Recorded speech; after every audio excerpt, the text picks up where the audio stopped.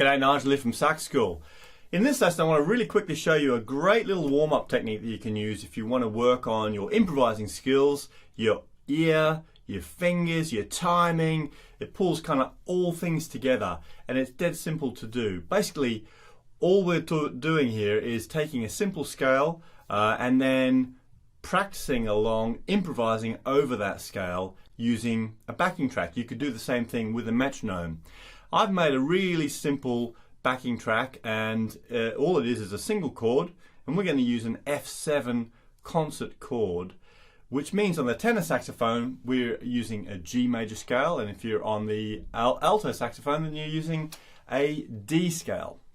So both those scales are dead simple to use, and really what we're trying to do here is work on all of our improvising skills together in a really simple warm-up type exercise. So I'll show you what I mean. Now there's one little trick here that I need to tell you about. Because we're using an F7 chord, which is something you're going to see a lot when you're improvising, we're not using a standard scale. What we're going to do is we're going to take the 7th note of the scale and lower it a semitone. I'll show you what I mean.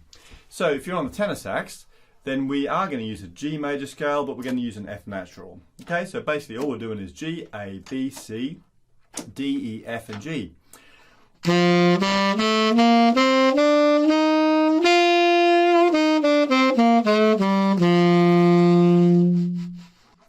Now if you're on the alto saxophone, you're going to be using a D major scale, but instead of the 7th note being C sharp, you're going to lower it to C natural. So on the alto we'll be using these notes: D, E, F sharp, G, A, B, C natural and D. So if you've got an alto, play along with me now using those notes, and I'm going to play my notes on the tenor. So remember, it's an F sharp and a C natural. Here we go.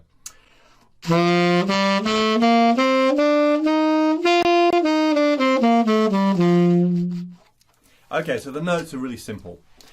And that's important because what we really need to do here is give ourselves more time to think about our timing and our melody construction and just being creative, right?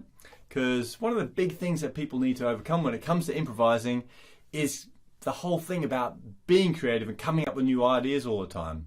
I have to tell you, creativity, it's like anything else. You need to practice it. And the more you practice it, the easier it becomes. So that's why this sort of exercise is important. So what I'm going to do now is I'm going to pop on my backing track, which you can download from my blog. I'll give you a link in a second. And I'm going to start off by just playing up and down the scale. And then I'm going to take it a step further and start making up some little melodies using just those notes. And then towards the end of it, I'm going to do some other stuff as well, which I'll tell you about afterwards. But there's a couple of little rules to think about to make this exercise really more useful to you and you get the most out of it. First of all, you've got to really be rhythmical, okay? You need to listen to that backing track and think about where the beat is, feel the beat in your body, and try and make your melodies so that they line up with those beats. Okay, almost think about starting every line that you play on a beat. Okay, you've really got to be rhythmical, even if it means that you make your solo more simple. So important. The second thing is keep your melody ideas that you're creating into little chunks. So think about it like sentences. You're going to make a little melody, have a break, another little melody, have a break, another melody, and so on. That's really important because it makes your melody more logical. It helps you to really think about what you're playing. And from a listener's perspective, it's much better as well. You don't want a massive, long stream of melody that lasts forever. Okay?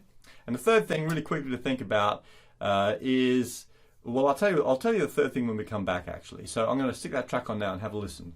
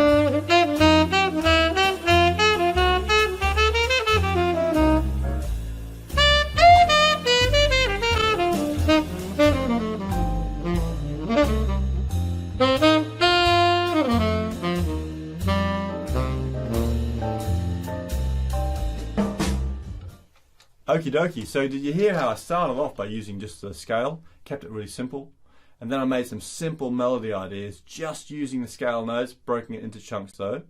And then the third thing I did, which I didn't tell you about before, is I started to take it a step further by adding in chromatic notes in between my scale notes.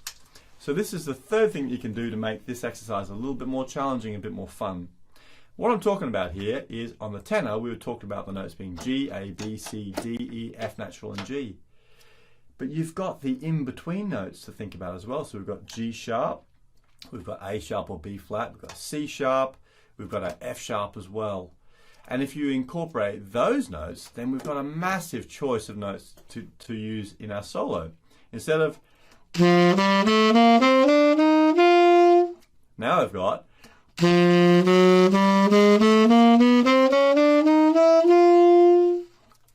so using those chromatic notes as passing notes onto one of the scale notes can give your solo a lot of color. So there you go, there's a quick exercise that you can use to incorporate a whole bunch of different skills into your warm-up. Within 5 minutes you've warmed up and you've also worked on a bunch of really important skills that are going to help you to become incredible at improvising. Now if you want to download this backing track, you can grab it from a blog. There's also a chart there or a worksheet to show you what we talked about in this lesson. So grab that worksheet, grab that backing track and start using this little warm-up in your practice. I hope you enjoyed this lesson. Please leave me a comment, let me know what you think, and don't forget to subscribe to the channel too, because there's new lessons coming up on here all the time.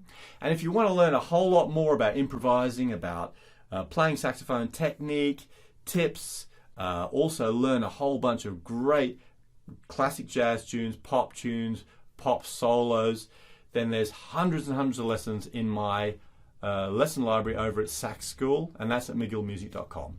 So we've got thousands of people around the world using that lesson library, and there's a ton of stuff in there that will really help you to move your playing on to the next level. Thanks for watching this lesson. I hope it helped you. I'll see you next time.